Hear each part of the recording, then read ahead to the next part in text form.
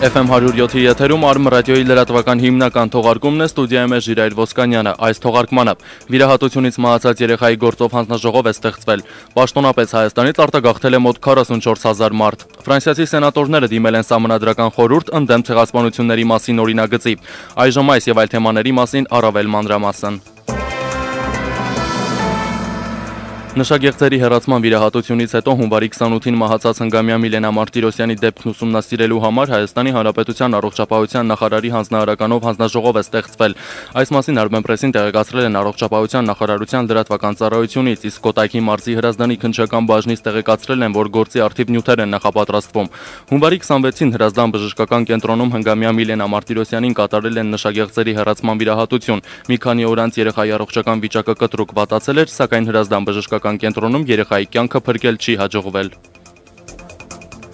Հայաստանի Հանրապետության սահմանային էլեկտրոնային կառավարման տեղեկատվական համակարգով ստացված տվյալներով սահմանային անցման կետերով իրականացվող արտաքին ուղևորաշրջանառության համախառն ծավալը 2011 թվականի հունվար-դեկտեմբերին կազմել է 3 միլիարդ 934 հազար, 2010 թվականին 3 միլիարդ 555 հազար ուղևորության համեմատ։ Ազգային վիճակագրական ծառայության այսօր հրապարակած տվյալների համաձայն ուղևորափոխադրումների հաշվեկշիռը 2011 թվականի հունվար-դեկտեմբերին կազմել է 43.8 հազար, 2010 թվականին արձանագրված 46.7 հազարի համեմատ, այսինքն պաշտոնական վիճակագրության համաձայն անցած տարի մոտ 44 հազարով ավելի շատ մարդ է հեռացել Հայաստանից, քան ժամանել է։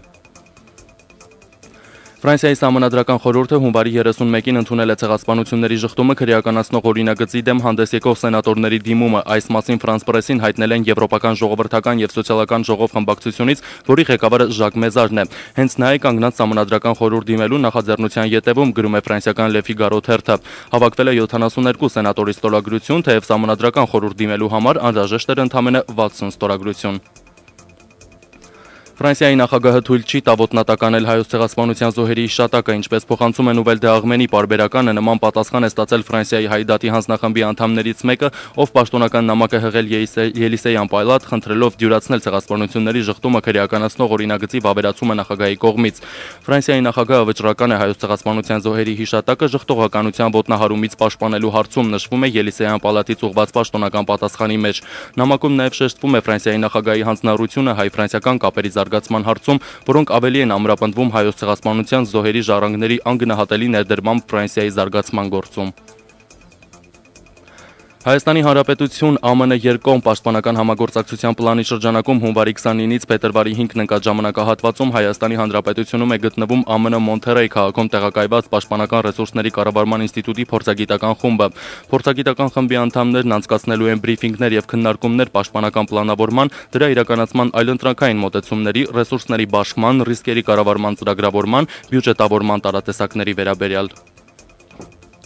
Արադ ձյանտեղումների եւ սառցակալման պատճառով հունվարի 31-ի ժամը 12-ի դրությամբ Մցխեթ-Ստեփան-Ծմինդա Լարսի ճանապարհի Պանասաուրի Լարսի հատվածում երթևեկությունն արգելված է տրեյլերների, կիսատրեյլերների եւ 30-ից ավելի նստատեղ ունեցող ավտոբուսների համար։ Այլ մեքենաների համար երթևեկությունը թույլ է տրվում հակատեղապետման շղթաների օգտագործելու պարագայում։ Երթևեկությունը բաց է երկու տանող կամ ռճակներով մեքենաների համար։ Գուդուարի Կոբի հատվածում մեքենաները կշարժվեն թունելներով ձնափլվածքից պաշտպանվելու նպատակով։ Գուդուարի Կոբի եւ Ստեփան-Ծմինդա Լարսի հատվածներում մեքենաների կանգ առնելն արգելված է։ Երթևեկության նշված կարգը կլինի պարեկային ոստիկանության անմիջական հսկողության եւ համակարգման ներքո։ Ճանապարհի այլ հատվածներում երթևեկությունը բաց է։ Ավտոճանապարհներն ու լեռնանցքները Հայաստանում հունվարի 31-ի ժամը 16-ի դրությամբ հիմնականում անցանելի են, փակ է միայն Սելիմի լեռնանցքը։ Տեղացող ձյան հետևանքով Երևանում դեռևս փակ ճանապարհներ չկան։ Ձյան մաքրման ամենօրյա աշխատանքները հանրապետությունում շարունակվում են։ Անվտանգ երթևեկությունը ապահովելու նպատակով բոլոր ճանապարհներին կատարվում են ձնից մաքրման, աղով եւ ավազով մշակման ինտենսիվ աշխատանքներ։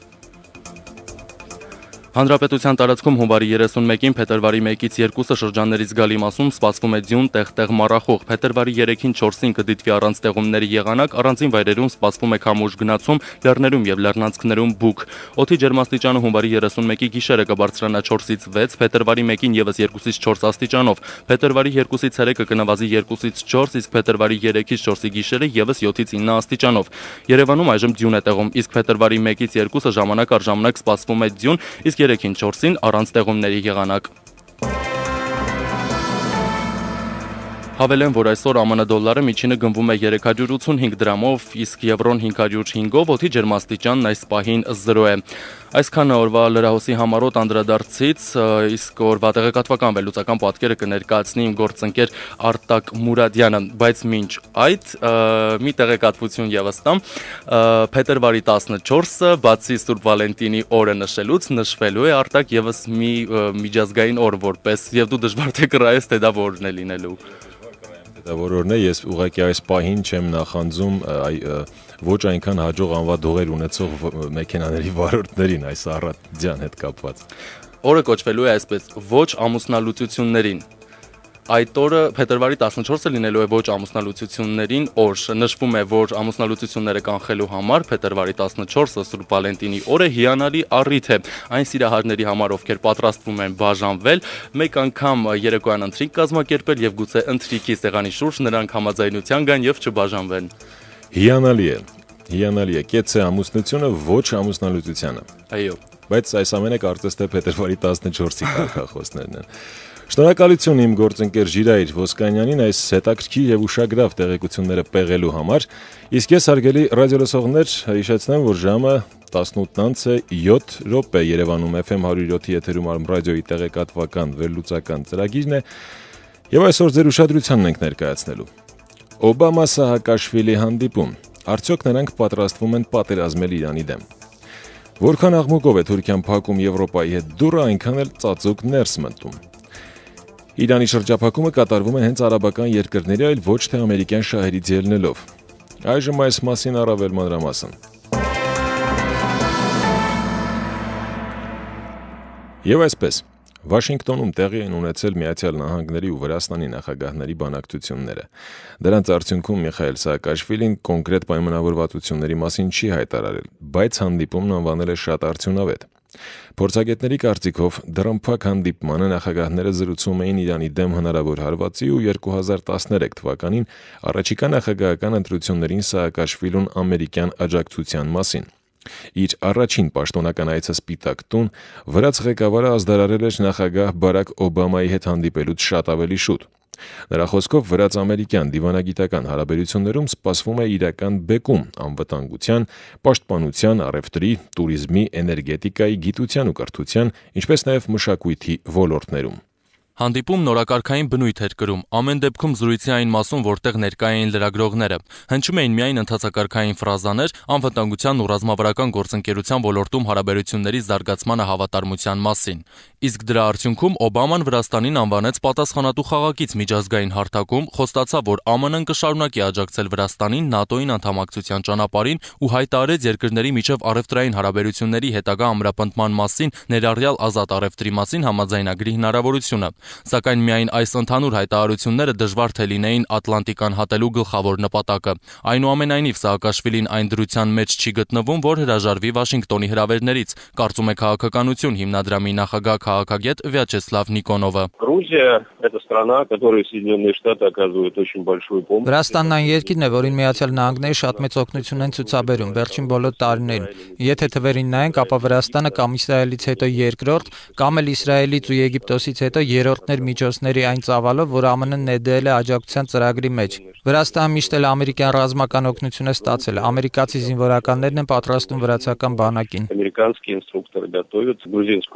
Ճիշտ է, վերջին 2-3 տարվա ընթացքում ԱՄՆ-ի եւ Վրաստանի միջև հարաբերությունները փոքրինչ սառել են։ Վաշինգտոնը թերևս չէր կարող չնկատել Թբիլիսիի կողմից քաղաքացիական իրավունքների եւ ազատությունների վերաբերյալ միջազգային իրավապաշտպանների քննադատությունը։ Սակայն թերևս առևտրի համաշխարհային կազմակերպությանը Ռուսաստանի անդամակցման process-ում խոչընդոտները Սահակաշվիլու կողմից դադարեցնելու համար Սպիտակ տունը ստիպված զիջումների գնաց, եւ արդեն Օբաման հայտարարում է, որ ԱՄՆ-ն գնահատում է տարածաշրջանում Վրաստանի ստեղծած ժողովրդավարության եւ թափանցիկության մոդելը։ Թբիլիսիի հետ մերձենալու եւս մեկ պատճառ կարող է լինել Իրանի դեմ հնարավոր ռազմական գործողությունը։ Այս դեպքում ԱՄՆ-ին օգտակար կլիներ վրացական տարածքը ամերիկյան ավիացիայի տեղակայման համար, ընդ որում դրա համար նահանգները ստիպված չեն լինի խնդրել Վրաստանին։ Փորձը ցույց է տալիս, որ նա ԱՄՆ-ի բոլոր ռազմական գործողությունների ընկերությունների կամավոր մասնակիցն է, մեկնաբանում է քաղաքագետ Վալերի Օստրովսկին։ Если посмотреть на войну в Афганистане, которая сейчас ведется, то Грузия... Եթե դիտարկել պատերազմը Աֆղանստանում, ապա Վրաստան բնակիչների թվի հետ տոկոսային հարաբերակցությամբ առաջին տեղն է զբաղեցնում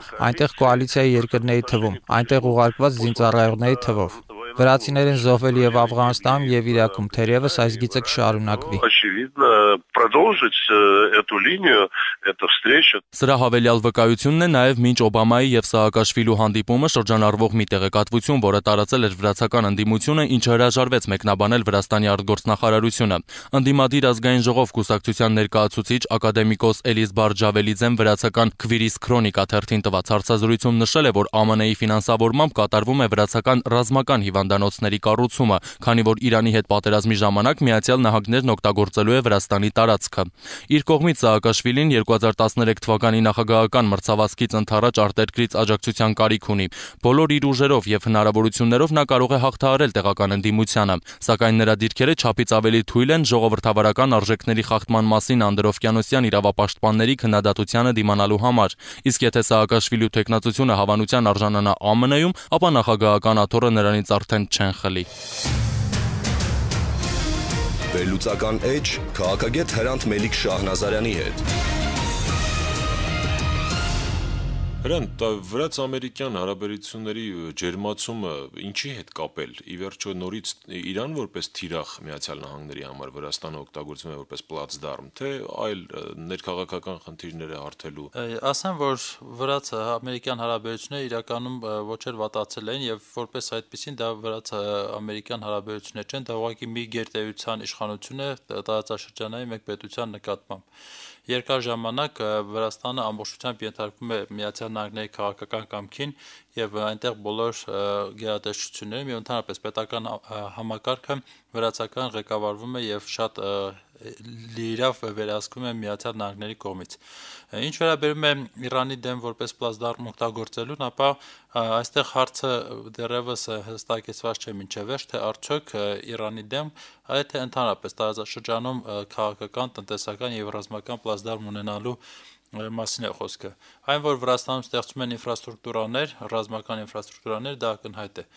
Վերջերս համացանցում լուսանկարներ տարածվեցին Վրաստանի տարբեր մարզերում ստեղծված հոսպիտալների մասին եւ հիվանդանոցների մասին։ Իդեպ հետաքրքիր մի փաստ, որ Ջավախում չի ստեղծվել։ Բոլոր տեղերում կային, նույնիսկ Մոքաթլիում, բայց Ջավախում չստեղծվեց։ Դրանք ճանապարհների Ամերիկայի ֆինանսավորումը։ Այո, տարբեր միջազգային կազմակերպությունների, ֆոնդերի եւ Միացյալ Նահանգների պաշտոնական հենց ֆինանսավորման տեղի ունենում։ Ճանապարհների շինարարությունը եւ այլն, այս ամենը խոսում է նրա մասին, որ Վրաստանը որպես պլացդարմ օգտագործելու նպատակը կա։ Այլ խոսք է, թե դա կլինի հարված Իրանի դեմ, թե դա կծառայեցվի օրինակ նույն Աֆղանստանից Ամերիկայի Միացյալ Նահանգների զորքերի դուրս բերելու ժամանակ եւ այլն։ Եթե կան ինֆրաստրուկտուրաներ, դրանք բավական մոբիլ են եւ ըստ անհրաժեշտության կարող են օգտագործվել Միացյալ Նահանգների կողմից։ Բայց այն, որ այն փաստը, որ Ռուսաստանի սահմանին անմիջապես Կովկասում ռազմավարական այդ կարևոր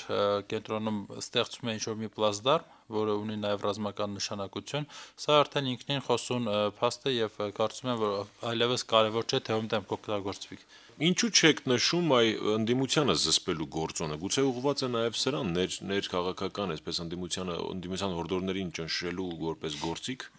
թե նման խնդիր Սաակաշվիլին չունի հաշվի առնելով սահմանադրությունը։ Եթե խոսքը վերաբերվում է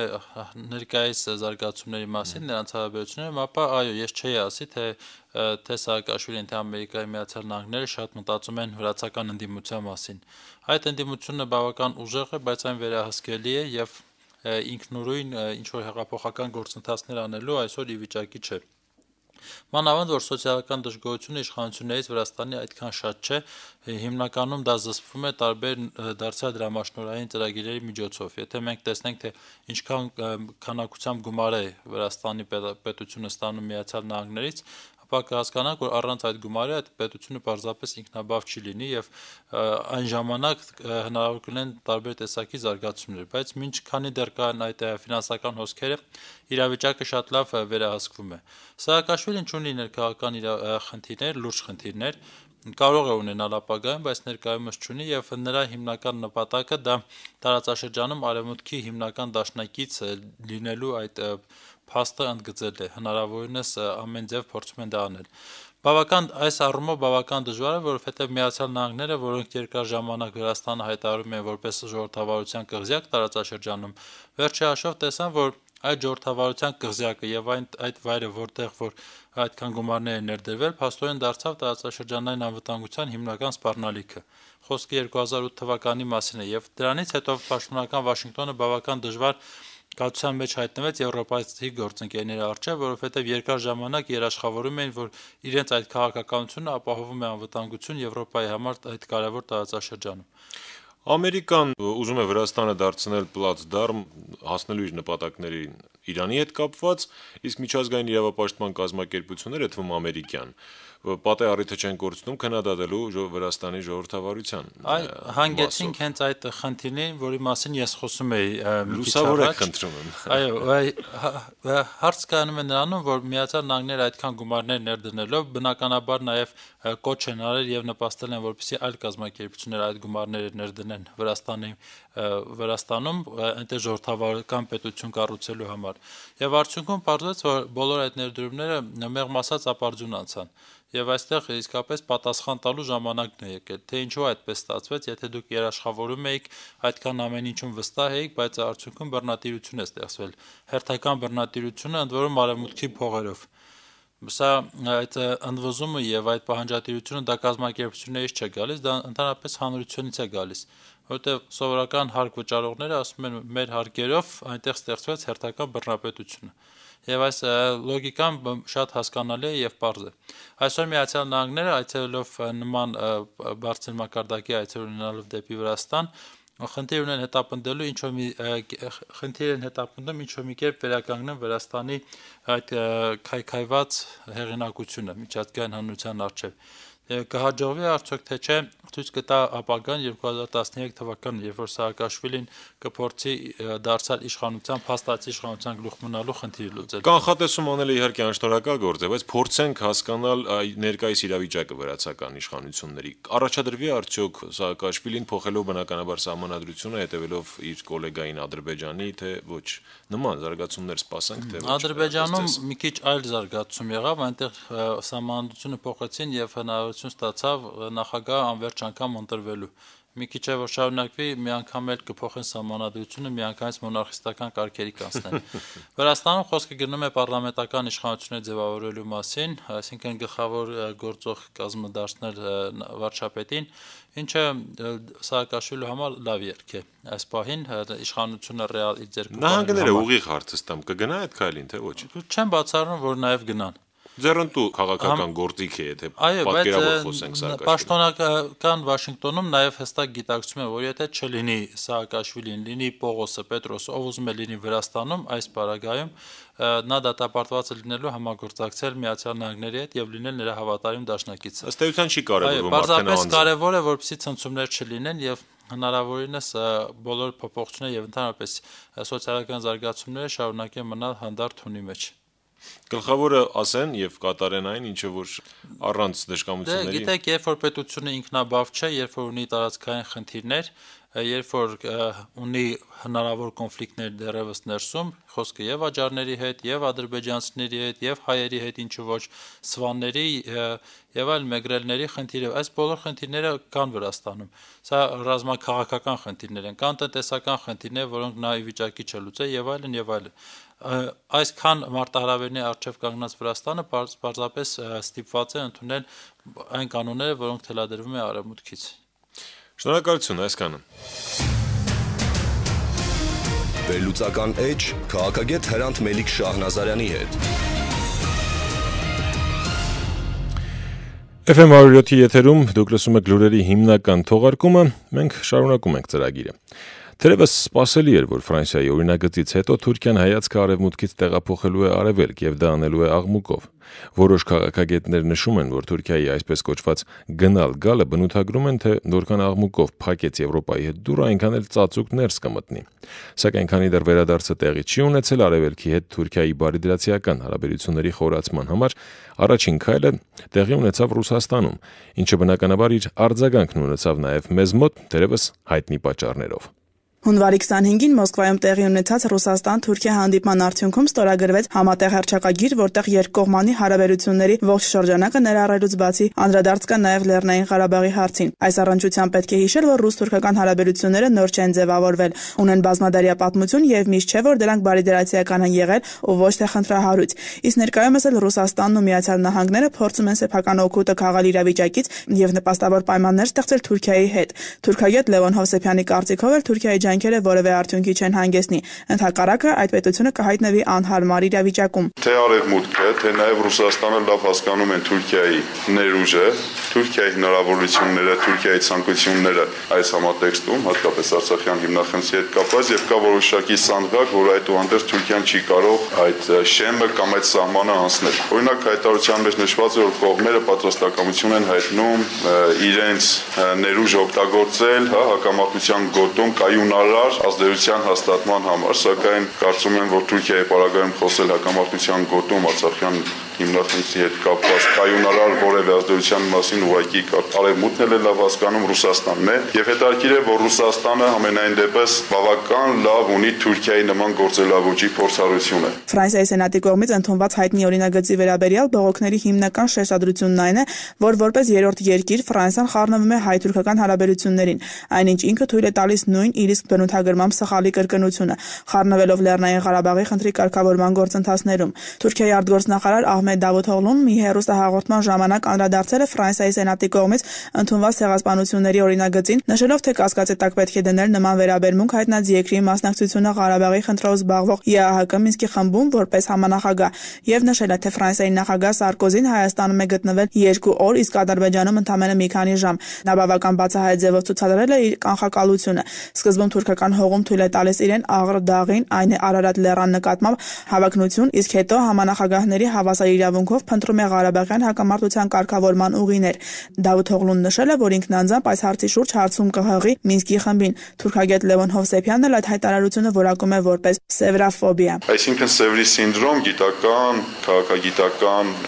հասարակական քննարկումներում ընդունված է անվանել այն, որ Թուրքիան մի օր պետք է մասնատվի, տարածքային մասնատման ենթարկվի եւ դրա համար կարող է օրինակ ծառայել կամ որպես հիմք ծառայել Սևրի դաշնագիրը։ Այսինքն Դավութօղլուի կողմից Արարատ լեռան այդ փաստարկումը, որ Ֆրանսիան հավակնություններ ունի, ինձ հիշեցնում է այդ Սևրի դաշնագրի նկատմամբ Թուրքիայի վախը։ Տարածաշրջանում ապակայունացման վտանգը հաշվի առնելով էլ Թուրքիան փորձում է մանևրելու միջոցով նաև իրականացնել սեփական խաղը, այն է հասնել իր համար ցանկալի սցենարների կամ ռազմաքաղաքական զարգացումների։ Եթե պարզ է Թուրքիայի դիրքորոշումը Սիրիայի պարագայում, ապա նույնը չի կարելի ասել նաև Իրանի դեպքում։ Սեպտեմբերին ստորագրվեց ռադիոտեղորոշիչ կայանի ՆԱՏՕ-ի միասնական հակարդյունային պաշտպանության համակարգի տեղակայման Թուրքիայի տարածքում հուշագիրը տարեվերջին տեղակայվեց եւ հիշում ենք Իրանի բավական կոշտ արձագանքները, նաեւ ռազմական, որ դա Իրանի ազգային անվտանգության դեմ է ուղղված եւ առաջին հարվածը լինելու է հենց Մալայզիային եւ ընդհանրապես Իրանի շրջակայքում ամերիկյան ռազմաբազաներին։ Թուրքիան այս առումով հայտնվում է թիրախում։ Իսկ հիմա փորձեցին արդեն այս ամենից հետո ինքը փորձում է արդեն հակադրվել արևմուտքին, օրինակ նավթամթերքի արգելանքի հետ կապված, որ Թուրքիան չի միանում եւ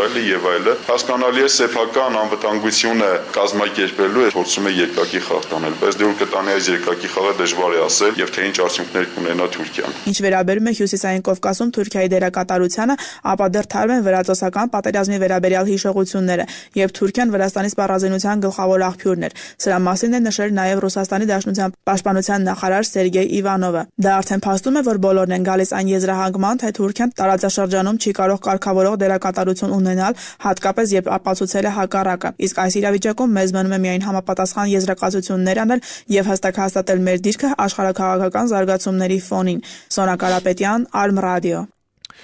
Իրանի շուրջ ձևավորված իրավիճակում ու աշխարհաքաղաքական ներկայիս պայմաններում Հայաստանը պետք է հստակ դիրքորոշում ունենա, հատկապես եթե գործը հասնի շրջափակման։ Քաղաքական գործիչները եւ ոլորտի մասնակիցները, որքան շրջափակումը քիչ հավանական համարեն, այդուհանդերձ հնարավոր սցենարների քննարկումը անհրաժեշտություն պետք է լինի։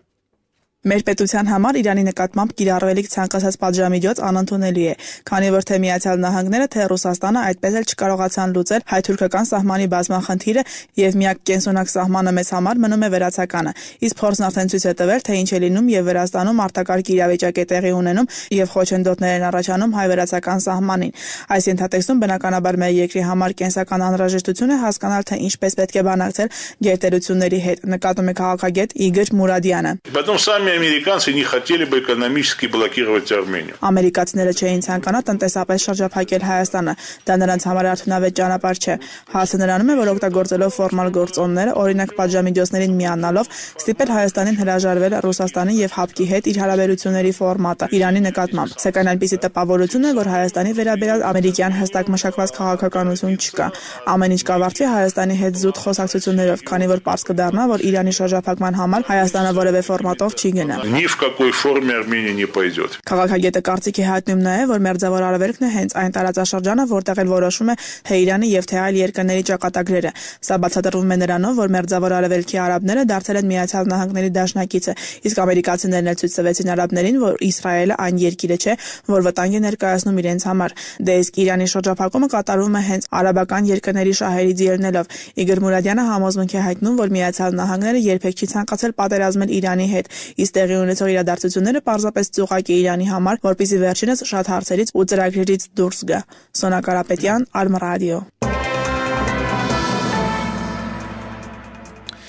Հարգելի ռադիոլսողներ, Երևանում ժամը 18:27 րոպե, FM 107-ի եթերում Արմ ռադիոյի տեղեկատվական վերլուծական ծրագիրն է։ Լսեք հաջորդիվ։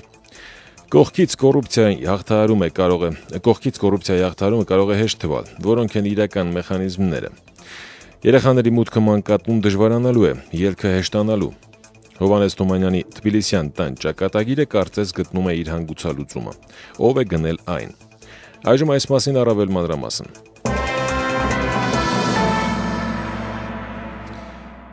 Սովորաբար խորհրդարանական ընտրություններից առաջ մասնակից քաղաքական ուժերն ընտրողներին են ներկայացնում նախընտրական ծրագրերը եւ խոստանում, որ ընտրվելուն պես լուծելու են այս կամ այն խնդիրները։ Քանի որ կոռուպցիան խորն արմատներ ունի, ուստի այս համատեքստում հետաքրքրական է, թե քաղաքական ուժերն ինչպես են պատկերացնում դրա դեմ պայքարը, որոնք են համարում լուծման հիմնական ճանապարհը։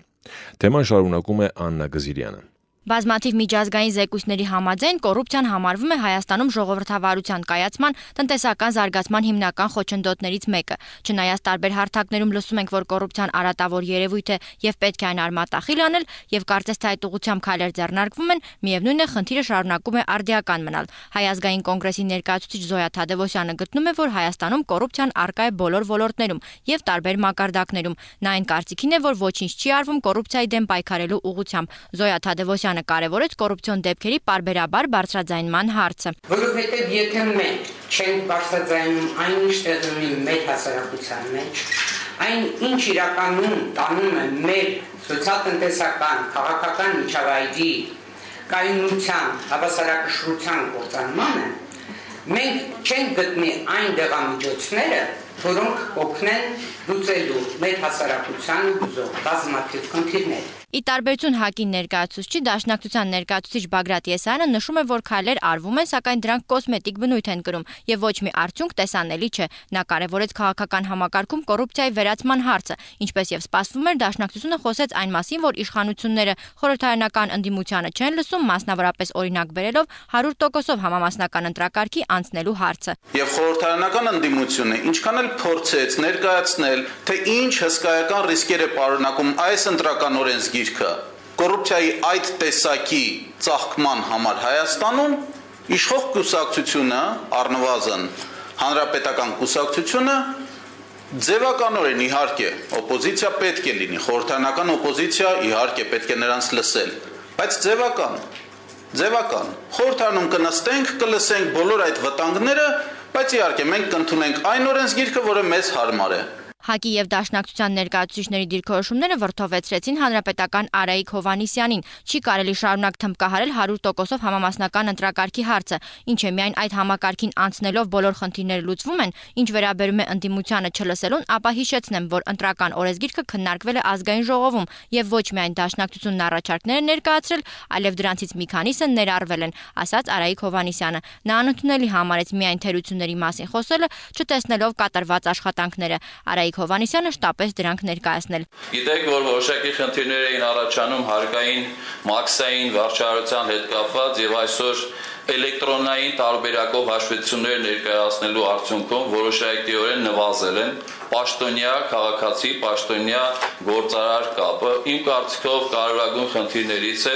երբ որ նվազագույնի է հասցվում այդ շփումը, որի արդյունքում կարող է իսկապես նվազագույն հասնել նաև կոռուպցիոն ռիսկերը։ Որոշակի խնդիրներ առաջացան, գիտեք, նաև պետավտոտեսչության համակարգում, վարորդական իրավունքների ձեռքբերման, ավտոմեքենաների տեղզնման հետ կապված։ Այս բնագավառներում նույնպես կատարվեցին որոշակի փոփոխություններ։ Դրական տեղաշարժերը կան, սակայն դա չի նշանակում, որ խնդիրը վերացված է։ Այո, մենք ասում ենք, որ կոռուպցիա կա, մենք ասում ենք, որ այն լուրջ խոչընդոտ է, բայց եւ անում ենք քայլեր ռիսկերի նվազեցման ուղղությամբ, եւ դրանք ակնհայտ են ու անհերքելի, ասաց Արայիկ Հովհաննիսյանը։ Ինչևէ, ինչպես տեսնում ենք, որքան էլ իշխանությունները խոսում են արված քայլերի մասին, միևնույն է, ընդդիմությունը շարունակում է ասել, որ արդյունքներ չկան։ Հետաքրքիր է իշխանության անցնելու դեպքում որոնք են լինելու ՀԱԿ-ի եւ Դաշնակցության այն գործողությունները, որոնցով կլուծվի կոռուպցիայի խնդիրը։ Հասել կոռուպցիայի հաղթահարման մեջ էական հաջողությունների եւ գրանցել է իր երկրում իրականում սոցիալ-տնտեսական բարոյահոգեբանական առաջընթաց, անպայման քաղաքական կամք է դրսևորել։ Պարտադիր ամենակարևորը քաղաքական կոռուպցիայի ռիսկի վերացում, արդար ընտրությունների անցկացում, արդարության նկատմամբ ժողովրդի հավատի վերականգնում։ Ի պատասխան ընդդիմության դիտարկումների հանրապետական ներկայացուցիչը նշեց, որ քաղաքական կամքը կա եւ կոռուպցիայի խնդիրը բարձրագույն իշխանության ուշադրության կենտրոնում է։ Ինչ վերաբերում է ազատ արդար ընտրություններ անցկացնելու, ապա Արայիկ Հովհաննիսյանը հիշեցրեց նախագահի այն հայտարարությունը, որ ամեն ինչ արվելու է ազատ արդար եւ առավել թափանցիկ ընտրություններ անցկացնելու համար։ Աննա Գզիրյան, Արմրադիո։ Աշխատանքի եւ սոցիալական հարցերի նախարարությունն այս տարի եւս շարունակելու է կենսաթոշակային բարեփոխումները։ Նախորդ տարի ներդրվել են կൂട്ടակային կենսաթոշակային համակարգի հիմքերը, 2012-ին իրականացվելու են համակարգի ենթակառուցվածքների ներդրման աշխատանքները։ Նախարարությունն այս տարի իր համար գերակա է համարում հիմնական 3 խնդիր, որոնց առավելությունների եւ բացթողումների մասին խոսել է աշխատանքի եւ սոցիալական հարցերի նախարար Արթուր Գրիգորյանը։ Մանրամասները Լուսինե Նորեկյանի անդրադարձում։ Երեխաների մուտքը դեպի մանկատուն դժվարացվելու է, իսկ ելքը այնտեղից ավելի է հեշտացվելու։ Հայաստանի աշխատանքի եւ սոցիալական հարցերի նախարարությունը 2012 թվականի գերակա խնդիրներից է համարում երեխաների իրավունքների պաշտպանության ազգային ծրագրի մշակումը։ Նախորդ տարի նախարարությունը ուսումնասիրություններ է իրականացրել գիշերօթիկ հաստատություններում եւ մանկատներում, պարզելու այնտեղ գտնվող երեխաների կենսաբանական ծնողների սոցիալական վիճակը, մասնավորապես ովքեր են այն երեխաները, որոնք հայտնվել են մանկատներում, եւ արդյոք կա հնարավորություն այդ երեխաներին վերադարձնել կենսաբանական ընտանիք։ Աշխատանքի եւ սոցիալական հարցերի նախարար Արթուր Գրիգորյանի փոխանցմամբ նախարարությունը պետք է այնպես անի, որպեսզի մանկատներում հայտնվեն միայն սոցիալապես անապահով ընտանիքի երեխաները։ Մենք զատիկ մանկատունը վերակազմակերպեցինք, այն լինելու է երեխաների ցերեկային աջակցության կենտրոն, որտեղ լինելու են անօթևան երեխաներ, որոնք 3 ամիս ժամանակով ժամանակավորապես կհայտնվեն այդ հաստատությունում, հաստատության սոցիալական աշխատողները կաշխատեն նրանց ընտանիքների հետ, երեխաների առողջական խնդիրների, կրթական եւ այլ խնդիրների հետ եւ հետ կվերադարձնեն իրենց ընտանիք։ Միևնույն ժամանակ հաստատությունում լինելու են անապահով ընտանիքի երեխաներ, որոնք որոշ ժամանակ աջակցություն ստանալուց հետո կվերադարձվեն ընտանիք։ Աշխատանքի եւ սոցիալական հարցերի նախարարությունը հանրապետությունում կներդնի նաեւ ինտեգրված սոցիալական ծառայությունների համակարգը։ Նախարարի խոսքով դրա միջոցով քաղաքացիները կսպասարկվեն մեկ պատուհանի սկզբունքով, այսինքն սոցիալական ծառայություններին վերաբերող բոլոր գործողությունները ծառայությունները կիրականացվեն մեկ վայրում։ Այս համակարգը կբացառի քաղաքացիներին քաշքշուկների ենթարկելը, ինչպես նաև կբարձրացնի ծառայությունների մատուցումը։ Ինքնին ինտեգրված սոցիալական ծառայությունների ստեղծումը, հիմնումը, ներդրումը այս գործընթացը ես համարում եմ սոցիալական քաղաքականության ոլորտում յուրահատուկ ռեֆորմ։ Մենք առաջին անգամ մի քանի ծառայություններ մատուցող կազմակերպություններ միավորելու ենք, որպեսզի մեկ միասնական ծառայություններ մատուցենք։ Հավատացնում եմ ձեզ, սա բավականին հեշտացնելու է մեր քաղաքացիների վիճակը։ Առաջիկայում ամբողջ հանրապետությունում կներդրվի սոցիալական ծառայությունների մատուցման 15 կենտրոն։ Նախարարը այս բարեփոխումը համարեց յուրահատուկ, քանի որ այն կհեշտացնի քաղաքացիների գործողությունները սոցիալական հարցերի անմիջապես պատասխաններ ստանալու, ոլորտում փաստաթղթային խնդիրները լուծելու առումով։ Խոսելով կենսաթոշակային համակարգում իրականացված այսպես ասած մաքրման գործողություններից Արթուր Գրիգորյանը ավելացրեց, որ այս ամենի արդյունքում ցուցակներից դուրս են բերվել 11000 անձանց անուններ, ովքեր տարիներ շարունակ կեղծ միջոցներով ստացել են կենսաթոշակ։ Այսօր ներդրվել է էլեկտրոնային կենսաթոշակային համակարգը եւ ստեղծվել է տվյալների միասնական բազա, որը համակարգվում է մեկ մարմնի կողմից։ Նախարարի փոխանցմամբ այս համակարգի ներդրման արդյունքում թոշակառուների ցուցակներում ընդգրկված անձանց թիվը նախորդ տարվա 520,000-ի փոխարեն կազմել է 509,000, այսինքն համակարգը թույլ է տալիս ցուցակներում բացառել մահացած հանրապետությունից բացակայող անձանց անունները։ Իսկ ինչպես է գործելու այս համակարգը։ Եթե Հայաստանի Հանրապետությունում մահանում է կենսաթոշակառու, ապա մահը գրանցվեց ԶԱԳՍ-ի մարմիններում, յուրաքանչյուր հաջորդ օր առցանց եղանակով համապատասխան տեղեկատվությունը փոխանակվում է մեր միասնական բազա եւ արդեն առցանց եղանակով միանգամից համակարգչի միջոցով դադարեցվելու է նման կենսաթոշակառուի հաջորդ ամսվա վճարային ցուցակներ հայտնվելու հնարավորությունը։ Նույնը լինելու է նաև Հայաստանի Հանրապետության սահմանը հատած քաղաքացիների դեպքում։ Արթուր Գրիգորյանը նշեց, որ համապատասխան ծրագիրը բացառում է նաև պաշտոնատար անձի գործողությունը, այսինքն սահմանափակում է թոշակառուների ցանկությունը միասնական բազայում որևէ փոփոխություն կատարել։ Անդրադառնալով 11000 կեղծ թոշակառուների խնդրին, նախարարը ասաց, որ այդ հարցով հարուցվել է քրեական գործ, ընթանում է նախաքննություն, թե որքան է պետության կրած վնասը կամ ում նկատմամբ է հարուցվել քրեական գործ, կտեղեկացվի ավելի ուշ իրավապահների համապատասխան աշխատանքներից հետո։ Լուսինե Նորեկյան, Արմրադիո։ Արդեն պատրաստ է Հայաստանի Հանրապետություն Եվրամիություն համագործակցության շրջանակում Հայաստանի կառավարության 2012-13 թվականների գործողությունների ցանկի նախագիծը։ Այն ներկայացվել է Ազգային անվտանգության խորհրդի կողմից կազմակերպված աշխատաժողովին, որին ներկա էին եվրոպական կառույցների հետ համագործակցությունը համակարգող միջգերատեսչական հանձնաժողովի անդամներ, Հայաստանի պետական մարմինների եւ եվրոպական կառույցների ներկայացուցիչներ, ինչպես նաեւ Եվրամիության անդամ պետությունների դեսպանությունների եւ ազգային կազմակերպությունների ներկայացուցիչներ։ Ներկայացնում է Աննա Գզիրյանը։ Արդեն ավարտվել են Հայաստան-Եվրամիություն համագործակցության շրջանակում կառավարության 2009-2011 թվականների գործողությունների ծրագրով նախատեսված աշխատանքները։ Ազգային անվտանգության խորհրդի քարտուղար Արթուր Բաղդասարյանը նշեց, որ հաջողությամբ ավարտին է հասցվել գործընթացը եւ արդյունքները տեսանելի են։ Հայաստանի կառավարությունը ցանկանում է շարունակել այդ գործընթացը եւ արդեն մշակել է Հայաստան-Եվրամիություն համագործակցության շրջանակում կառավարության 2012-2013 թվականների գործողությունների ցանկի նախագիծը։ Կարծում ենք այն լավ հնարավորություն կստեղծի Հայաստանում Եվրոպական միության հետ բարեհաջող ընթացող մեր գործընկերությունը որակական նոր շրջափուլի հասցնելու համար, ասաց Արթուր Բաղդասարյանը։ Այս փաստաթուղթը միջանկյալ մի փաստաթուղթ է միջև ասոցիացիոն պայմանագրի ստորագրումը, եւ մենք կարծում ենք, որ 2012-13 թվականներին 6 ուղղություններով 160 գործողությունների իրականացումը էապես կնպաստի Հայաստանում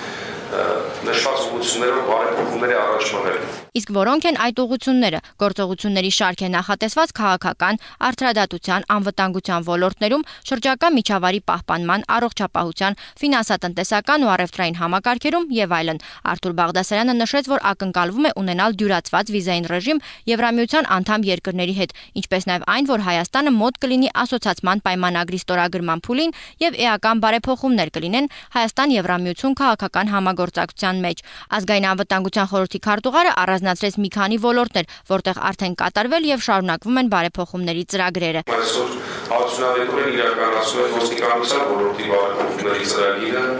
Եվրոպական միության չափորոշիչների համապատասխան։ Արդեն ազգային անվտանգության խորհրդի նիստում հավանության է արժանացել եւ հանրապետության նախագահը վավերացրել է հարկային եւ մաքսային ոլորտում բարեփոխումների ծրագիրը, որը նույնպես այսօր արդյունավետորեն իրականանում է։ Մենք հույս ունենք, որ այս ծրագրի իրականացման արդյունքում մենք ունենանք արդեն որակական նոր սահմաններ, նոր միջազգային չափանիշներին համապատասխան, Եվրոպական միության դեղին դեպքի պահանջներին համապատասխան արձիականացված ենթակառուցվածքներ։ Նախագահ Սերժ Սարգսյանը Եվրոպական հանձնաժողովի նախագահ Ժոզե Մանուել Բարոզոին ներկայացրել է Հայաստանում բարեփոխումների արագացման ռազմավարություն, որը պատասխան նամակում արժանացել է դրական գնահատականի, իսկ ինչը այն իրենից ենթադրում եւ ինչ կտա։ Մենք ունենանք եւս մի փաստաթուղթ, որը նվիրված կլինի բարեփոխումների արագացմանը։ Մենք իրականացնում ենք 160 գործողություն 2012-13 թվականին, մեկ եւ երկրորդը օգտվելով նրանից, որ Եվրոպական միությունը հայտարարել է իր պատրաստակամության մասին, առավել աջակցություն ցույց տալ այն երկրներին, ովքեր պատրաստ են անել ավելի բարեփոխումներ, մենք այս շրջանակներում կունենանք մի կոնկրետ փաստաթուղթ ևս, որով փորձենք օգտվել այդ ավելի դիմաց սկզբունքներից։ Հայաստանում Եվրամիության պատվիրակության ղեկավար դեսպան Տրայան Հրիստեյանը հաստատեց իրենց աջակցությունը Հայաստանի բարեփոխումներին եւ ողջունեց կառավարության նախաձեռնությունը, որն ուղղված է այդ բարեփոխումների գործընթացի շարունակականությունն ապահովելուն։ Գործընկերություն հանուն համագործակցության գործողությունների ծրագիրն այն հիմնական փաստաթուղթն է, որով Եվրամիությունն աջակցություն է տրամադրում Հայաստանին բարեփոխումների իրականացման համար։ 2012-2013 թվականների միջոցառումների ծրագիրը եւս մեկ քայլ է Հայաստան-Եվրամիություն հարաբերությունների զարգացման ճանապարհին։ Հետագայում գործընկերության եւ համագործակցության համաձայնագիրը կփոխարինվեն ասոցացման համաձայնագրով, որը ենթադրում է համագործակցության ավելի խորը մակարդակ։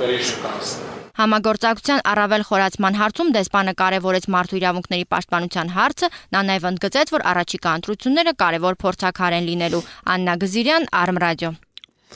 2011 թվականին ըստ Բոլոնյան համաձայնագրի կառավարության որոշմամբ հաստատվեց ուսումնական հաստատությունների նոր կարգն ու չափանիշները, որը միտված է միջազգային չափանիշներին համապատասխան որակյալ կրթական համակարգի ստեղծմանը։ Մանրամասնում է Նունե Ավետիսյանը։ Հայաստանում բուհական ոլորտում կրթական համակարգը փոքրիշատ է բարելավելու համար մասնագետները տարեստարի հանդես են գալիս նոր ծրագրերով։ Կրթական մակարդակը բարձրացնելու եւ եվրոպական չափանիշներին համապատասխանեցնելու համար մասնագիտական կրթության որակի ապահովման հիմնադրամի տնօրեն Ռուբեն Թոփչյանը նշեց, որ նախատեսում են հայաստանյան բուհերը ներգրավել այսպես կոչված Բոլոնյան համակարգին, որին հավատարմագրված են ավելի քան 60 եվրոպական երկրների բուհեր։ Ռուբեն Թոփչյանի կարծիքով այս գործընթացին հավատարմագրված բուհերի ուսանողները ստիպված չեն լինի արտերկրում աշխատելու համար նորից սովորել կամ վերապատրաստվել, քանի որ տվյալ բուհի դիպլոմն արդեն կհամապատասխանի եվրոպական չափորոշիչներին։ Սակայն մինչ հավատարմագրումը համալսարանները պետք է համապատասխանեն տվյալ միջազգային կրթական պահանջներին։ Եվ ամենակարևոր կետերից մեկն է եղել այն, որ պահանջվում է ունենալ որակի ապահովման համակարգ բոլոր երկրներում համարժեք չափանիշներով եւ մեթոդներով, որը պետք է ուսումնական հաստատություններով ամեն երկրում ուրեմն անցնի, մեր երկրի տերմիններով ասած հավատարմագրի այդ հաստատությունը եւ հավատարմագրելուց հետո դրա մասին կիմանան այլ երկրներ, այլ կառույցներ եւ ուսանողը չի տուժվի, եթե ինքը կրթությունը սկսել է մի պետությունում եւ շարունակում է մի այլ տեղ։ Ուրեմն կստացվի որակի ապահովման համակարգը պաստորեն կհետևի, որ ուրեմն կրթությունը լինի համապատասխան եւ չափանիշները պետք է լինեն համարժեք։ Ռուբեն Թոփչյանը նշեց, որ 2011 թվականից ի վեր արդեն երկու բու հավատարմագրվել է Երևանի պետական մանկավարժական համալսարանը եւ Երևանի պետական ճարտարագիտական համալսարանը, որոնց կրթական համակարգը պարզվեց համապատասխանում է միջազգային չափորոշիչներին։ Ռուբեն Թոփչյանը հավելեց նաեւ, որ վերոհիշյալ բուհերը ներկայացրել են բաց վերլուծություն, թե ինչ աշխատանք են կատարել դասախոսները եւ արդյոք ուսանողները բավարարված են ստացված կրթությունից։ Ըստ այդմ էլ հավատարմագրվել են։ Ճարտարագիտական համալսարանի սաները տեղյակ էին նոր համակարգից, սակայն արդյոք գոհ էին արդյունքներից եւ առհասարակ կրթական որակից։ Ընդհանրապես ես լսել եմ, որ ուրիշ համալսարաններ գնան, պոլիտեխնիկից գնան ուրիշ ինստիտուտներ։ Ճարտարապետական դիպլոմները անցնում են, կանաչ դիպլոմ են տալիս։ Դա որ տարբեր երկրի եթե գնաս, դու իրավունք ունես ընդունվելու լուբոյ աշխատանքի։ Որակը ինձ թվում է կախված ուսանողներից։ Եթե ուսանողները ոչ ման չեն ձգտում ըստ դրա էլ չի ուզում դա ստա, որովհետև երեխեք լսող չկան։ Ընդհանուր առմամբ դիմանում ենք էլի։ որակը, դասախոսների հետ շփման ձևը, ոչ մի համալսարան էլ այդ սահմանը չունի, որ իր դիպլոմը անցնի ուրիշ երկրներում, թեկուզ հենց Եվրոպայում, պետք է իրանք այնտեղ ինչ-որ քննություններ տան եւ այլն նոր անցնի։ Ես նույնպես այդպես եմ կարծում, քանի որ վերապատրաստումը անպայման է, թեկուզ լեզվային խնդիրները մասնագիտական պետք է հաղթահարվեն մեր կողմից, որը հիմա կոնկրետ մեր մոտ չի ապահովում։ Մեր այստեղի անցած գիտելիքները օտար լեզուների չի բավարարի հաստատ։ Ոչ, որովհետև երիտասարդ կադրեր են եկել, որոնք ընդհանրապես ոչ խստապահանջ են, ոչ մեզանից բան են հարցնում, ոչ էլ նորմալ կարող են բացատրեն։ Եվ ընդհանրապես գործ։ Ես եթե ավարտեմ համալսարանը, հույս ունեմ, որ գոնե կմտնեմ ֆրեշ սուպերմարկետ, բանվոր աշխատելու։ Չնայած ուսանողների արձագանքին Ճարտարապետական համալսարանի տեխնոլոգիական գիտությունների դոկտոր պրոֆեսոր Մարինկա Բաղդասարյանը կարծում է, որ նման ծրագրերը ողջունում են եւ դասախոսները եւ ուսանողները, քանի որ 10 ամիսների ընթացքում նրանց դասավանդել են այնպիսի մեթոդներով, որոնք Հայաստանում առաջին անգամ էին կիրառվում։ Բացի այդ նշեց, որ ծրագրերին անմիջական մասնակցություն ունեն հենց ուսանողները։ Ասեմ, որ բավականին լավ է ընդունվում նաև դասախոսների կողմից, գործատուների կողմից, նաև շատ լավ կասեի ուսանողների կողմից, քանի որ սա բավականին թափանցիկ է։ Կրթական ծրագիրը բացահայտում է, բարձրաբանում է նաև դասավանդման ուսումնառության մեթոդները, բացահայտում է գնահատման մեթոդները, կոմպետենցիաները։ Ուրեմն սա ուսանողի համար դառնում է ավելի թափանցիկ եւ կասեի, որ ուսանողները արտահայտել են եւ մենք այդ կարծիքները ունենք ուսանողների։ Իդեպ ասեմ, այդ հարցումները, որ մենք անցկացրել ենք, դա հենց մեզ օգնել են մեր ծրագրի վերանայման աշխատանքներն իրականացնել, որովհետեւ այն ինչ որ արվում է այսօր, արվում է ուսանողների համար։ Հայաստանում կրթական համակարգում բարեփոխումների եւ միջազգային չափորոշիչներին համապատասխան մասնագիտական գիտելիքների խթանման գործում պետք է շեշտադրել ոչ միայն համալսարանները, այլ նաև հանրակրթական դպրոցները։ Դեռևս բազմաթիվ մարտահրավերներ կան կրթության որակի ձևավորման մշակույթի ճանապարհին։ Նունե Ավետիսյան, Արմրադիո։ Հովհաննես Թումանյանի Թբիլիսյան տան ճակատագիրը կարծես գտնում է իր հանգուցալուծումը։ Թումանյանի տան վաճառքի խնդիրը տարիների պատմություն ունի։ Մի քանի տարի առաջ, երբ տան սեփականատերը վաճառքի գին էր սահմանել 25,000 ամերիկյան դոլարը, այժմ վաճառքի գինը եռապատկվել է, հասնելով 100,000 ԱՄՆ դոլարի։ Ամենայն հայոց բանաստեղծի Թբիլիսյան տան ճակատագիրն այսօր մասամբ կարծես որոշված է։ Մանրամասները Լուսինե Նորեկյանի անդրադարձում։ Թբիլիսիի Դավիթ Հաշվիլի 18 հասցեում գտնվող Թումանյանի անվան գրադարանում շուրջ 15 տարի ապրել է Հովհաննես Թումանյանն ու նրա ընտանիքը։ Գրադարանը փակվեց եւ վրացի Լեժավա անունով գործարարը դարձավ 120 քառակուսի մետր տարածքի սեփականատերը։ Թումանյանի թորնուհու Իրմա Սաֆրազբեկյանի խոսքով Լեժավան բազմիցս առաջարկել է, որ տունը գնեն հայերը։ Նա մի քանի տարի շարունակ ոտք չի դրել այդ տուն, սակայն տարիներ անց Լեժավայի առողջական խնդիրների պատճառով տան վաճառքի մասին հայտարարություն է տվել նրա որդին Արչիլ Լեժավան։ Թբիլիսիի հայ համայնքի տեղեկատվության համաձայն Թումանյանի ծոր Ալեն Թումանյանին առաջարկվել է վաճառել տուն-թանգարանի երկրորդ հարկը, սակայն մերժում են ստացել։ Խնդրի իսկությունը հաստատելու համար Գրողների միության նախագահ Լևոն Անանյանի գլխավորությամբ մի խումբ հայ մտավորականներ հունվարի 19-ին մեկնել էին Թբիլիսի։ Ինչպես նշում է Գրողների միության նախագահը, իրենք դեռ հարևան հանրապետությունում էին, երբ զանգեր էին հնչում, որ Գյումրու քաղաքապետը հետաքրքրված է Թումանյանի բնակարանով։ Գյումրիից քաղաքապետը հետաքրքրվում է, բայց քանի որ մեր պատվիրակությունը զուտ վստահաբար առաքելություն ուներ, մենք չենք կարող որևէ կոնկրետ ուրեմն առաջարկ անել։ Ու քաղաքապետը ասաց, որ ինքը պատրաստ է, այսինքն Ղուկասյան եղբայրները, ինքը եւ իր եղբայրները պատրաստ են իրենց խնայողություններով գնել Լեժավայի տարածքը 120 քառակուսի մետրը եւ նվիրել Թբիլիսի հայկական համայնքին։ Ես բանավոր խոսքին էի հավատում, բայց ինքը գրավոր հենց տեղն ու տեղը ուրեմն գրեց այդ պարտավորագիրը։ Լոռվաձոր հայրենակցական միությունն էլ հայտարարել է, որ շահագործմանն ակտիվորեն կմասնակցի, իսկ Թբիլիսիի քաղաքապետարանը վերանորոգման աշխատանքները իր վրա վերցնելու պատրաստակամություն է հայտնել։ Ինչ վերաբերում է Թբիլիսիի հայերի միությանը, ապա նրանք կբանակցեն Արչիլ Լեժավայի հետ, որոշելու համար տարածքի գինը, ու բարերարը ըստ դրա կկատարի վճարումը։ Պաշտոնական տեղեկատվության համաձայն այդ տարածքում 1 քառակուսի մետրը վաճառվում է 800-ից 1300 դոլարի սահմաններում, ասում է Գրողների միության նախագահ Լևոն Անանյանը։ Խոսել եմ փոխարտգործնախարար պարոն Շավարժ Քոչարյանի հետ, որը ճշտել է վարչապետի հանձնարարականով, թե ինչպես պիտի այդ գործարքը իրավաբանորեն օրենքի սահմաններում ձևակերպի նվիրատվությունը հայկական համայնքին։ Վստահ եմ մենք դեռ ունենանք լրացուցիչ հավելյալ փաստեր, որոնք ավելի կամբողջացնեն բնակարանի հետագա ամբողջական ճակատագրի խնդիրը։ Թբիլիսիից վերադառնալուց հետո հայկական պատվիրակությունը հանդիպել է վարչապետի հետ, քննարկելու խնդրի լուծման մի քանի տարբերակներ, այդ թվում հայտարարել համահայկական դրամահավաք։ Լոռվաձոր հայրենակցական միության նախագահ Սերգո Երիցյանն էլ ասաց, որ եթե այդ ամենը կարգի բերվի, Թումանյանի բնակարանը կվերածվի Թումանյանի անվան մշակութային կենտրոնի։ Հայմես բանաստեղծի թորնուհի Իրմա Սաֆրազբեկյանն ուրախությամբ արձանագրեց, որ այսուհետև հարցերով իրենց ընտանիքը չի զբաղվելու։ Այդ շենքով ես զբաղվում եմ երևի մի 10 տարի, շատ ելույթներ եմ ունեցել, ամենտեղ խոսվել է այդ մասին, եւ գիտեք, այսօր ես շատ ուրախ եմ, որ այլևս այդ գործով չի զբաղվելու մեր ընտանիքը, որ կա գրողների միություն, կա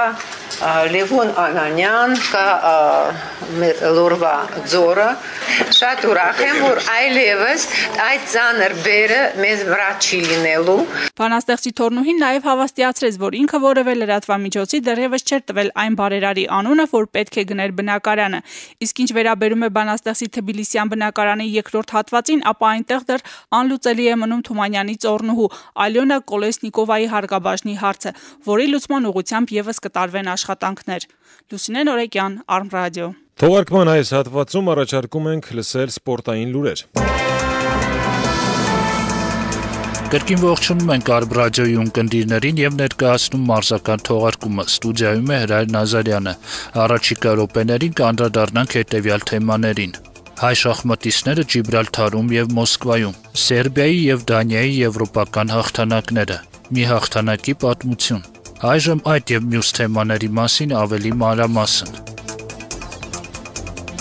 Հայ շախմատիստներն ընդհանուր առմամբ հաջող անցկացրեցին Ջիբրալթարում ընթացող ներկայացուցչական փառատոնի 7-րդ տուրը։ Մեր հավաքականի առաջատարներ Սերգեյ Մովսիսյանը եւ Գաբրիել Սարգսյանը հաղթեցին համապատասխանաբար արգենտինացի Ռուբեն Ֆելգեայերին եւ իսպանացի Մորալես Վալոնդոին։ Իսկ Միացյալ Նահանգները ներկայացնող Վարուժան Հակոբյանը ոչ ոքի խաղաց Արաբական Միացյալ Էմիրությունների շախմատիստ Սալեմ Սալեհի հետ։ 7 տուրից հետո առավել բարձր է դասվում Մովսիսյանը, որը 5.5 միավորով ընթանում է 8-րդ տեղում։ Նա կես միավոր է զիջում մրցաշարային աղյուսակը միանձնյա գլխավորող անգլիացի Մայքլ Ադամսին։ Հակոբյանը 5 միավորով զբաղեցնում է 21-րդ տեղը, իսկ 4.5 միավոր վաստակած Սարգսյանը 256 մասնակիցների պայքարում 43-րդն է։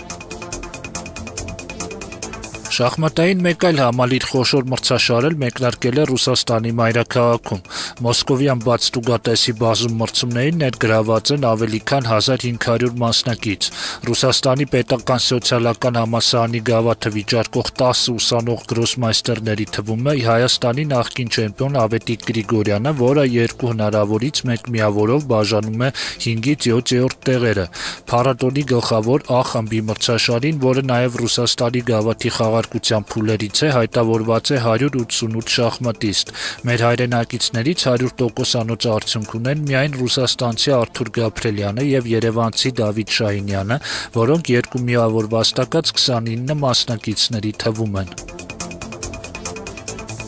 Իսպանիայում ուսումնամարզական հավաքին զուգահեռ Արևի գավաթ կոչվող միջազգային ավանդական մրցաշարին մասնակցող Դոնեցկի Շախտյորը մեկնարկային խաղում 11 մետրանոցների հարվածաշարի արդյունքում հաղթել է նորվեգական Օլեսունդին։ Հանդիպման հիմնական ժամանակում մրցակիցները 2-ական գոլ են փոխանակել։ Հայաստանի հավաքականի կիսապաշտպան Հենրիկ Մխիթարյանը արդյունավետությամբ աչքի չի ընկել, բայց մեկ անգամ գնդակը նրա հարվածից հետո անդրադարձել է հորիզոնական դարպասաձողից։ Դատելով ամենայնից ձմեռային հարաբերական պարաբուրտը առանձնապես չի թույլատրել նաև մեր հավաքականի մյուս առաջատարի Յուրա Մովսիսյանի եռանդը, որը շարունակում է ավելացնել ստուգողական խաղերում խփած իր գոլերի քանակը։ Կրասնոդարի վերջին մարզումային խաղում նա 40 րոպեում 3 գոլի հեղինակ է դարձել։ Հայաստանի հավաքականի եւս մեկ խաղացող Փյունիկի հենակետային կիսապաշտպան Արթուր Եդիգարյանն էլ փորձաշրջան է անցնում մերձ մոսկովյան Խիմկիում, որի կազմում արդեն ընդգրկված է Արտակ Ալեքսանյանը։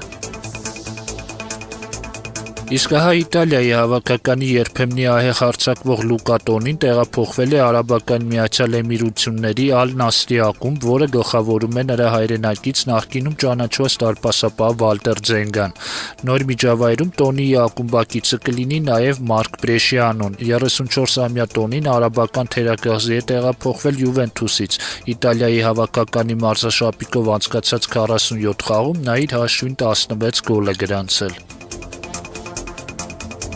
Սլովակիայի ֆուտբոլային միությունը ժամկետից շուտ խզել է պայմանագիրը երկրի ազգային հավաքականի գլխավոր մարզիչ Վլադիմիր Վայսի հետ։ Այդ քայլի համար կազմակերպությունը 47-ամյա մասնագետին կփոխհատուցի վճարելով աշխատավարձի եռաբսյա չափին համապատասխան գումար։ Վայսի հետ պայմանագրի ժամկետը լրանում էր 2014 թվականին։ Ինչպես հայտնի է, հենց նրա ղեկավարությամբ Սլովակիայի հավաքականը 4-րդ տեղը գրավեց Եվրոպայի 2012 թվականի առաջնության ընտրական խմբում, իսկ մրցաշարի ընթացքում 2 անգամ 1-3 եւ 0-4 հաշվով պարտվեց Հայաստանի հավաքականին։ Իդեպ որոշ տվյալներով հենց Վայսի անմիջական միջամտությամբ պետք է իրականացվեր Հրայր Մկոյանի այդպես էլ չկայացած տեղափոխությունը Բրատիսլավայի Սլովան։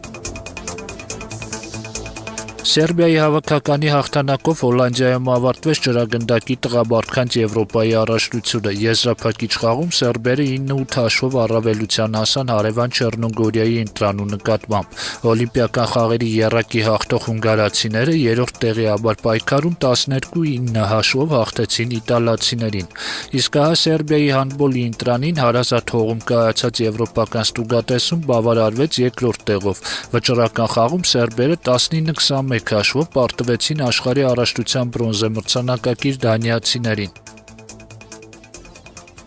Սառույցի վրա կրքոտ պարերի եւ գլխապտույտ հնարքների երկրպագուների քմահաճ ճաշակը թերևս միանգամայն բավարարեց Անգլիայի Շեֆիլդ քաղաքում ավարտված գեղասահքի Եվրոպայի հերթական առաջնությունը։ Հետաքրքիր մրցակցությամբ եւ ուշագրավ ելույթներով հագեցած այս ստուգատեսի բոլոր իրադարձությունների խորապատկերում, սակայն առանձնանում է միայն մեկ դրվագ, որին բևեռված էր բոլորի ուշադրությունը։ Դա ռուս գեղասահորդ Եվգենի Պլյուշենկոյի երկարամյա ընդմիջումից հետո վերադարձներ մեծ սառույց։ Պլյուշենկոն, որի լավագույն տարիները շատերի կարծիքով անցյալում էին, կրկին ապացուցեց, որ Եվրոպայում չունի իրեն հավասարը։ Ավելին, ցարը, ինչպես հաճախ նրան անվանում են լրագրողները, արժանի պատասխան տվեց նախ եւ առաջ քննադատներին։ Բավական է նշել, որ կամավոր ծրագրի համար նա արժանացավ աշխարհամասի առաջնություններում մրցավարների երբևէ նշանակած ամենաբարձր գնահատականին՝ 176.52 միավորի։ Ընդ որում, այսպես կոչված ներկայացման համար գնահատականը նույնիսկ ավելի բարձր էր, քան կատարողական տեխնիկայի համար շնորհած միավորները։ Այն դեպքում, երբ Պլյուշենկոին միշտ էլ քննադատում էին այն բանի համար, որ իր ծրագրերում նախապատվությունը տալիս է տեխնիկական բարդ հնարքներին, ցատկերին ու բավականաչափ ուշադրություն չի դարձնում դրանց ներկայանալի լինելուն։ Վանկուվերի 2010 թվականի օլիմպիական խաղերում այդ հանգամանքի պատճառով նա նույնիսկ զիջեց ոսկե մեդալը։ Եվ ահա ընդամենը 2 տարի անց Շեֆիլդում Եվգենին անզուգական տանգո կատարեց, որին մարզապալատ այցելած հազարավոր երկրպագուները արձագանքեցին ոտնկայս ծափահարություններով, իսկ արդյունքը դարձավ Եվրոպայի չեմպիոնի արդեն 7-րդ տիտղոսը։ Սակայն թերևս քչերը գիտեն, թե ինչ գնով 29-ամյա մարզիկին տրվեց այդ հաղթանակը։ Մեկնարկից անմիջապես առաջ մարզման ժամանակ վնասված ծնկին գումարվեց մեջքի վնասվածքը։ Ցավն այնքան ուժեղ էր, որ գեղասահորդի հավաստմամբ նա ամբողջ գիշեր այդպես էլ աչք չփակեց, բայց մարզիկը բավարարվեց միայն կարճ ծրագիրն աննշան պարզեցնելով։ Նա ընդամենը բացառեց 4 պտույտով ցատկը, փոխարենը կամավոր ծրագրի ժամանակ ամեն ինչ կատարեց տեղը տեղին։ Սա ամենածանր մրցաշարն էր իմ մարզական կարիերայում, ավելի ուշ խոստովանեց Պլյուշենկոն, հավելելով, որ այդքանով ավարտում է ընթացիկ մրցաշրջանը։ Նա վիրահատվելու է եւ չի մասնակցի մարտին Ֆրանսիայում կանալիք աշխարհի առաջնությանը, սակայն երկրպագուներին խոստացավ սահադաշտ վերադառնալ հաջորդ մրցաշրջանում եւ իհարկե մասնակցել 2014 թվականի Սոչիի օլիմպիական խաղերին։ Սա շատ դժվար առաջնություն էր ինձ համար։ Որակավորման սահքից առաջ վնասեցի մեջքիս մկանը, ցավը հաղթահարելու համար բժիշկները նույնիսկ ներարկումներ կատարեցին։ Այդ ամենի պատճառով իմ մասնակցությունը կարճ ծրագրին ընդհանրապես մեծ հարցականի տակ էր։ բայց փառք Աստծո կարողացա հաղթահարել բոլոր դժվարությունները եւ արժանապատվորեն ավարտել ելույթներս։ Իսկ Ռուսաստանի հավաքականի առաջատարի կարգավիճակը ժամանակավորապես կստանձնի աշխարհի առաջնության բրոնզե մեդալակիր Արթուր Գատչինսկին, որը Շեֆիլդում նվաճեց փոխ-չեմպիոնի տիտղոսը։ Ես երիտասարդ եմ եւ միայն երկրորդ անգամ եմ մասնակցում Եվրոպայի առաջնությանը, բայց գոհ եմ, որ լավ կատարեցի կամավոր ծրագիրը եւ շատ ուրախ եմ, որ հասա հիմնական նպատակիս։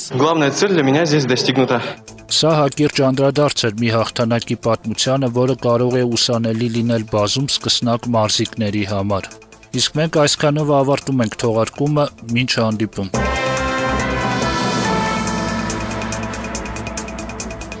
Այսօրվա համար նախատեսել էինք այսքանը։ Հիշեցնեմ, որ Շարմ ռադիոյի ստուդիայում աշխատեցին Ժիրայր Ոսկանյանն ու Արտակ Մուրադյանը։ Մինչ հանդիպում։